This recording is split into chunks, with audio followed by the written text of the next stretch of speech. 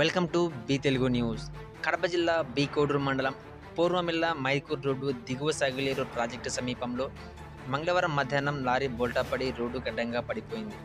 ఈ సంఘటనలో ఎవరికీ ప్రాణాపాయం జరగలేదు. మైదుకూరు నుండి పూర్వమిల్ల వైపు అతివేగంగా వస్తున్న లారీ సగిలేరు నుండి బద్వేలు చెరువుకు వెళ్లే కాలువ మోరిని ఢీకొట్టి రోడ్డుకు అడ్డంగా పడిపోవడంతో ట్రాఫిక్కు గంటపాటు తీవ్ర అంతరాయం ఏర్పడింది. ఇరువైపులా వాహనాలు నిలిచిపోయాయి. అక్కడ ఉన్న స్థానికులు ట్రాక్టర్ సహాయంతో లారీని పక్కకు లాగి ట్రాఫిక్ను క్లియర్ చేశారు.